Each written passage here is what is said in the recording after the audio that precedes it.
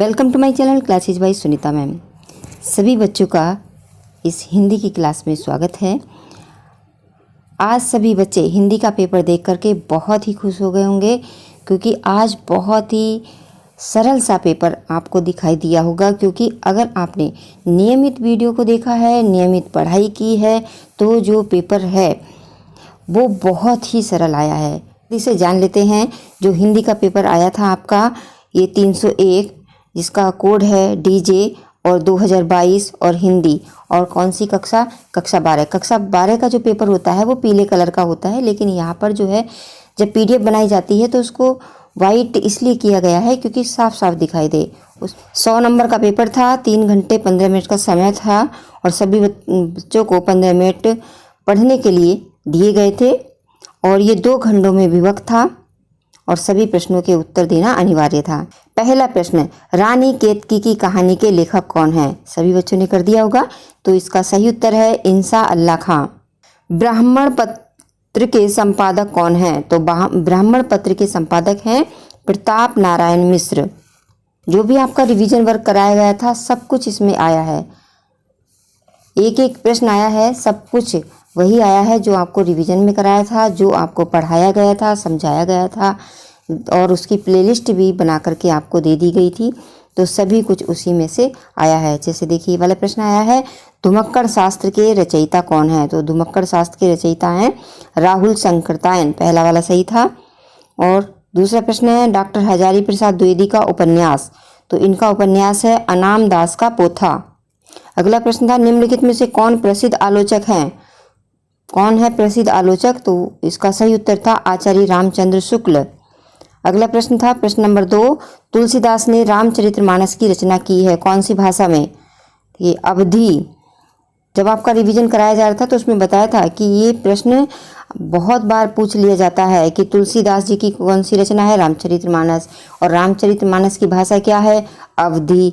देखिए, यही प्रश्न परीक्षा में आ गया है। तो सभी बच्चों ने सही उत्तर लगाया होगा।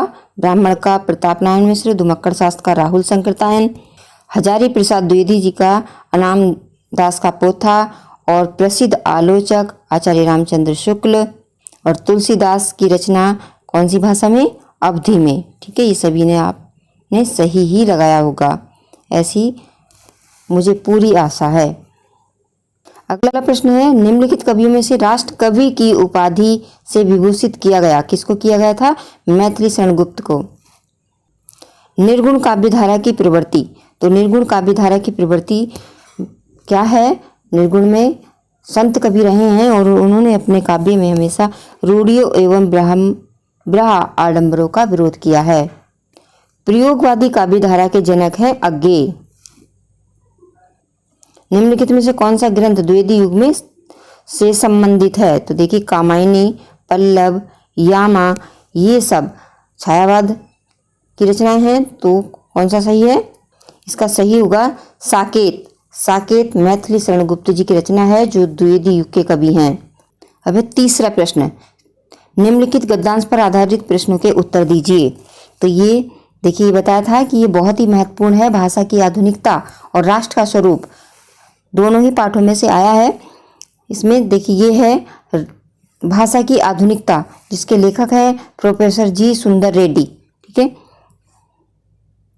भाषा की आधुनिकता पाठ है, और इसके लेखक कौन है? प्रोफेसर जी सुंदर रेड्डी। प्रश्न था इसमें, उपयुक्त गद्यांश के पाठ का शीर्षक तथा लेखक का नाम लिखिए।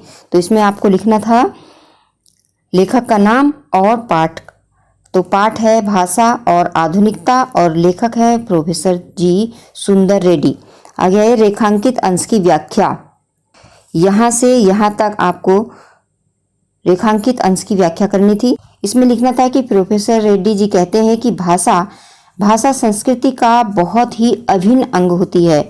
और क्यों होती है? क्योंकि संस्कृति की अभिव्यक्ति का माध्यम ही भाषा होती है। संस्कृति की रचना और विकास परंपराओं के द्वारा होता है। परंपराएं क्योंकि परिवर्तनशील होती हैं, इसीलिए संस्कृति भी कभी एक जैसी नहीं रहती, वह भी परंपराओं की तरह बदलती रहती है। इस रूप में हम कह सकते हैं कि संस्कृति गतिशील होती है।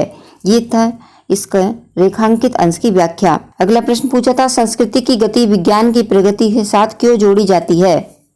इसका उत्तर लिखना था कि हमें विज्ञान के नवीन प्रयोगों और जीवन में नए बदलावों को व्यक्त करने के लिए नवीन शब्दों की खोज करनी पड़ती है अथवा उसके लक्षणों के अनुरूप नवीन शब्दों का सृजन करना पड़ता है। इसी प्रकार सांस्कृतिक परिवर्तन या विकास तथा विज्ञान संबंधी नवीन प्रयोग आदि हमारी भाषा को प्रभावित करते हैं। इसीलिए संस्कृति की गति विज्ञान की प्रगति के साथ जोड़ी जाती है। अगला प्रश्न था, नई सांस्कृतिक हलचलों को शाब्दिक रूप देने के लिए भाषा के परंपरागत प्रयोग पर्याप्त क्यों नहीं है? नए प्रयोगों, नई भाव योजनाओं को व्यक्त करने के लिए नए नए शब्दों की बहुत अधिक आवश्यकता होती है। नई सांस्कृतिक हलचलों को शाब्दिक रूप देने के लिए भाषा के परंपरागत प्रयोग पर्याप्त क्यों नहीं है? क्योंकि सांस्कृतिक हलचलें भाषा के परंपरागत प्रयोग के लिए पर्याप्त नहीं है और नए प्रयोग, नई भाव योजनाओं को व्यक्त करने के लिए नए शब्दों की खोज की आवश्यकता क्यों पड़ती है? क्योंकि नए प्रयोगों की, नई भाव योजनाओं को व्यक्त करने के लिए नए शब्दों की खोज की बहुत अधिक आवश्यकता पड़ती है। अथवा में आया था ये, जन का प्रभाव अनंत होता है। बताया था ना कि बहुत महत्वपूर्ण है, जन का प्रभाव अनंत होता है। देखिए वही आ गया है। प्रश्न पूछा था, उपयुक्त गद्यांश का संदर्भ लिखिए। आपको इसमें लिखना था, प्रस्तुत गद्यांश लिया गया है हिंदी से, जिसके लेखक हैं डॉक्टर वासुदेव शरण अग्रवाल द्वारा लिखित है। इस तरह से आप इसका संदर्भ लिखते हैं कि डॉक्टर वासुदेव शरण अग्रवाल द्वारा लिखित राष्ट्र का स्वरूप नामक निबंध से उद्गृत है और ये निबंध हमारी हिंदी की पाठ्यपुस्तक गद्य भाग से संकलित है। तो इसका संदर्भ तो आपने लिख ही दिया होगा, क्योंकि आपको पता है इसके लेखक कौन है, डॉक्टर वासुदेव शरण अग्रवाल, और पाठ का नाम है राष्ट्र का स्वरूप। तो इसका संदर्भ आपने बहुत अच्छी तरह से लिखा होगा। रेखांकित अंश की व्याख्या कीजिए। व्याख्या बहुत छोटी सी पूछी थी, जन का प्रभाव अनंत होता है, इतना ही आपको अर्थ में लिखना था। इसमें लिखना था कि प्रत्येक राष्ट्र का इतिहास निरंतर बदलता रहता है तथा उसमें अनेक उतार चढ़ाव आते रहते हैं, फिर भी राष्ट्र के निवासियों की श्रृंखला निरंतर चलती रहती है। मनुष्य पीढ़ी दर पीढ़ी अपने राष्ट्र के साथ जुड़ा रहता है। इसी कारण हजारों वर्षों से मनुष्य ने अपने भूमि के साथ तारतम्य स्थापित किया हुआ है। इनका सततवाही जीवन किस तरह का होता है? जैसे सदावाहिनी नदी का प्रवाह निरंतर बहता रहता है, उसी तरह से जन जीवन में भी निरंतर गतिशील बनी रहती है, इसलिए जन जीवन के प्रभाव को नदी की तरह कहा गया है। अगला प्रश्न था, राष्ट्रीय जन ने किसके साथ तारतम्य प्राप्त किया? इसका उत्तर देखिए, इसमें से था कि भूमि के साथ राष्ट्रीय जन ने तारतम्य प्राप्त किया है। राष्ट्रीय जन का जीवन भी कब तक अमर है? तो इसका उत्तर था, जब तक सूर्य की रश्मियां नित्य प्रातःकाल भुवन को अमृत से भर देती है, तब तक राष्ट्रीय जन का जीवन भी अमर है।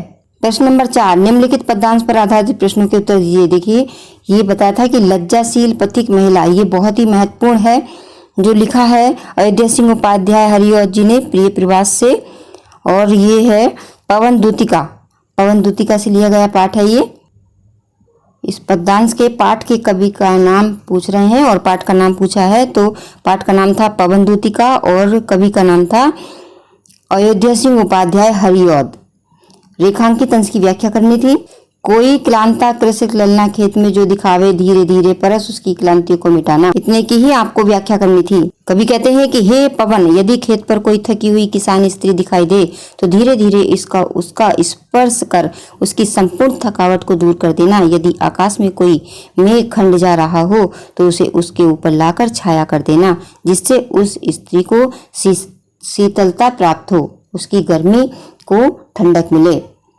राधिका पवन को समझाती हुई कहती हैं कि तू मेरे काम के लिए तो जा रही है, लेकिन अगर कोई स्त्री मिल जाए जो बहुत ही थकी हारी हो तो हे पवन, तू उस स्त्री के पास भी रुकना और अपनी ठंडी ठंडी हवा से उस स्त्री को शीतलता प्रदान करना।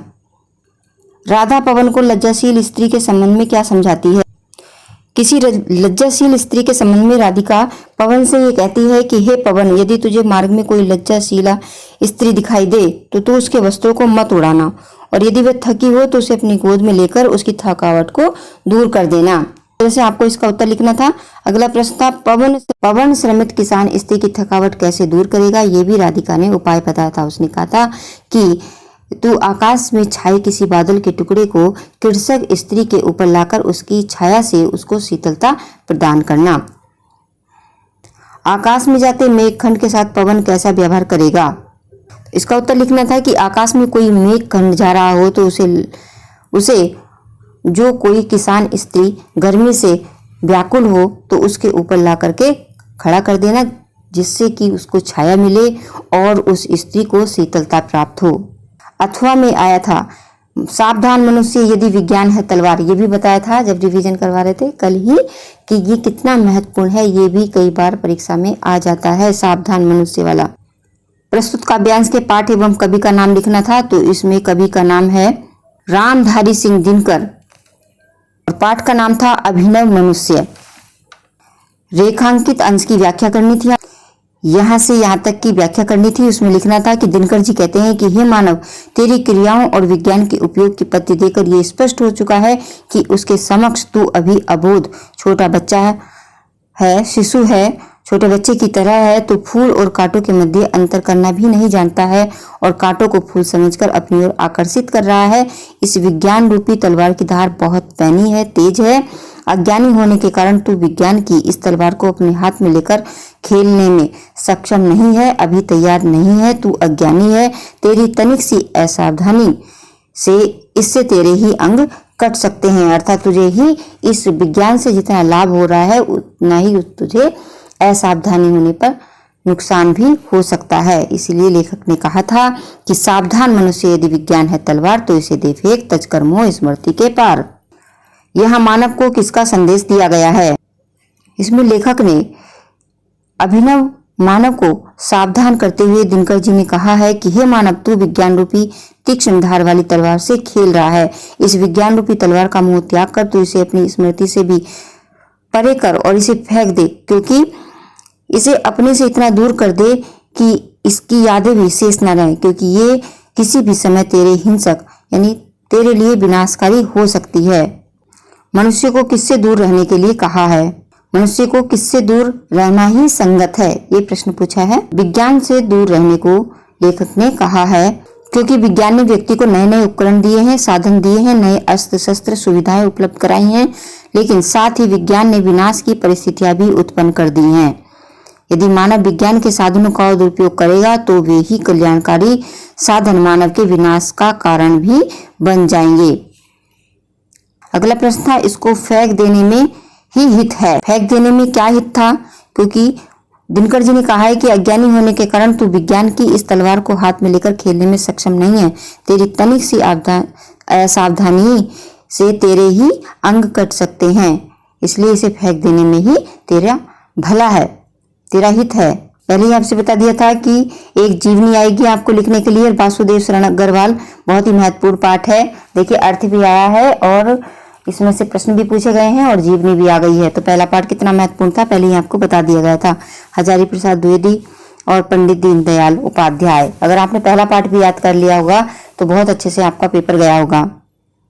एक कवि का जीवन परिचय लिखना था, ठीक है, और उनकी रचनाओं का उल्लेख भी करना था। ये था रत्नाकर जी, सूर्यकांत त्रिपाठी निराला और सच्चिदानंद हीरानंद और बादशाह अगे। इनमें से किसी एक की जीवनी आपको लिखनी थी। मुझे आशा है कि सभी बच्चों ने लिखी दी होगी।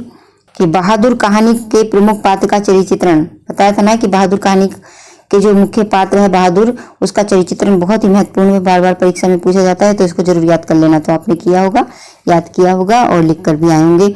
और अगला था बताया था कि कहानी के तत्वों के आधार पर कर्मनाशा की हार अथवा पंचलाइट कहानी की समीक्षा। तो एक ही करना था आपको, इन दोनों में से या तो ये करिए या ये करिए। बहादुर कहानी के प्रमुख पात्र का चरित्र चित्रण आपने याद किया होगा, समझाया था बहुत अच्छी तरह से। अगर आपने कर दिया है तो बहुत अच्छी बात है।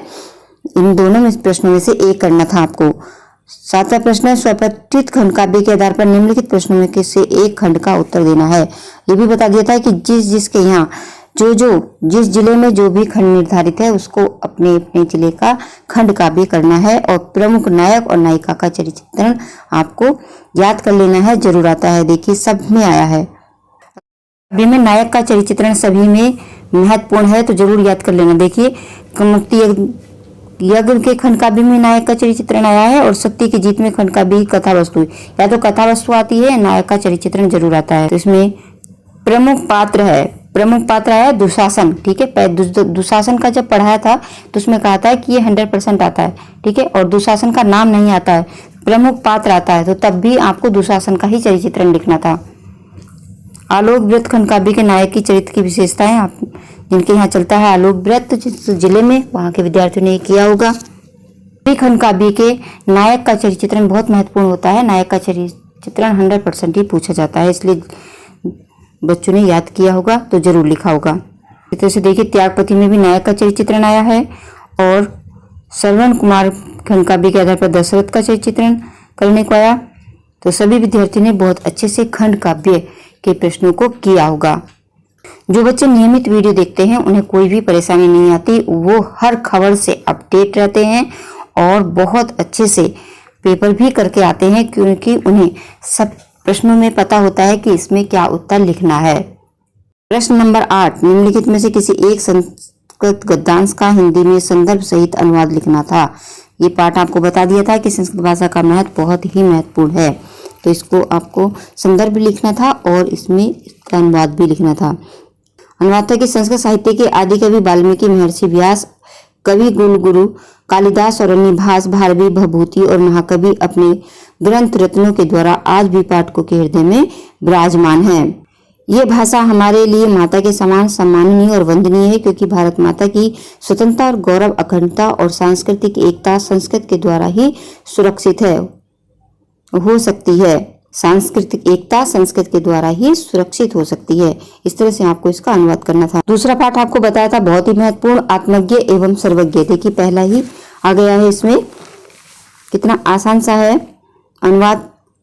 जैसा कि साधन संपन्न या धनवानों का जीवन होता है, वैसा ही तुम्हारा जीवन होगा। धन से अमरता की आशा नहीं है। वह मैत्री बोली, जिससे मैं अमर नहीं होंगी उसका मैं क्या करूंगी। आप अमरता का जो अकेला साधन जानते हैं वह मुझसे कहें। आज्ञवल्क्य ने कहा, हमारी प्रिया होने के कारण तुम प्रिय बोलती हो, आओ बैठो, मैं तुम्हारे लिए अमरता के साधन की व्याख्या करूंगा। एक श्लोक का संदर्भ सहित हिंदी में अनुवाद करना था। ये आया है पहला वाला, नरपति। इसका अनुवाद था कि ज्ञान मौनम क्षमा सक्तो त्यागे शिलाग विपर्यः।